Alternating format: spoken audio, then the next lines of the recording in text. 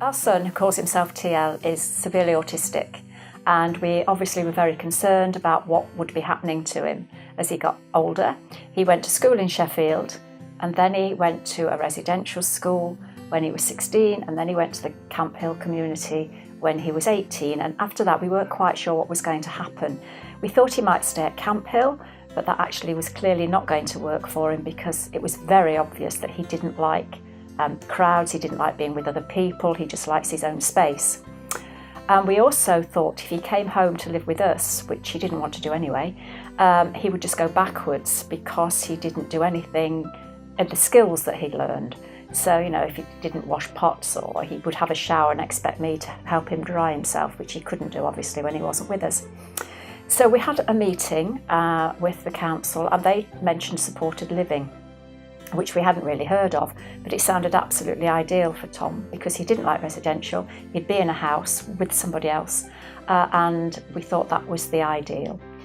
So we then set out trying to make sure it could happen, which was interesting. We were going to share with another family to start with, but that fell through because the mum wasn't very keen on the idea of her son leaving home. So by this stage we were quite a long way down the way of getting a house. And the house actually is quite interesting. It's with a hold mortgage. A hold mortgage is home ownership for long-term disabled. And we were advised by Sheffield and the transition social worker, who no longer exists, I'm afraid, of the process. So what happens is you work with a housing association, they own part of the property, and you then pay a mortgage with a loan from the DWP. When Tom took it out, it was a benefit, but it's now a loan from the DWP, which is payable when that house is actually sold. So it doesn't actually cost you anything while you're there other than the housing benefit, which is paid to the housing association, which is great because the housing association also do all the repairs and things for the house, so it's really great. The reason that we wanted to do that was we wanted TL to have security. The problem with private landlords is that you are often moved on after 6 months, and that would not have worked for TL. And the difference in him now he's got his own home is quite remarkable. He now is capable of choosing colour schemes, although they're always blue, but nevertheless he does look at the charts and pick them. He's recently picked some carpets. He's absolutely amazing, and he loves his house. He writes letters to people to come and see him. Obviously he's supported to do it. He's very severely autistic and has 24/7 care. However, he happily writes to people when prompted. People come and see him in his house. He sits downstairs with them for a while and then he disappears upstairs because he likes his own space. He's really proud of it. He calls it his castle. He wants turrets on it, but I don't think Sheffield City Council are going to agree to that. And he loves it so much that he will no longer come here to our house because I think he's afraid that he will have to stay here and not be able to go back. Whenever we're out, he talks about going back to the castle, going back to his house. And the interesting thing is that he's really very much part of the community.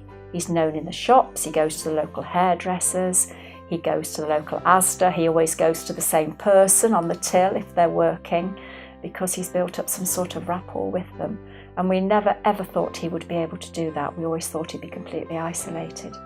He doesn't want to share with anyone because he's very possessive of his things like his television and his computer and his DVDs.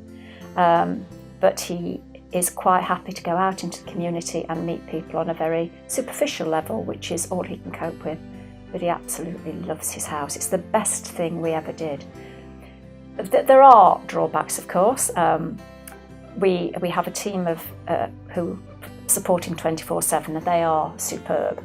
But that hasn't always been the case. We've had to do a lot of sort of supporting of the support staff, as it were, to make sure that things were running right, especially in the house. It's really hard because the way they support TL is great, but actually looking after the house as well, I think, is quite alien to some support staff, because supported living is relatively new. But we are getting around that now, and it's great. Really enjoy that. And of course, getting the funding was never easy, either for the 24/7 support, but also with the DWP, who are not very keen on letting people have hold mortgages. In fact, we were told when we applied that he should stay at home and live with us and we shouldn't be applying for a mortgage for him. He was reprimanded for that, and we did actually get the mortgage.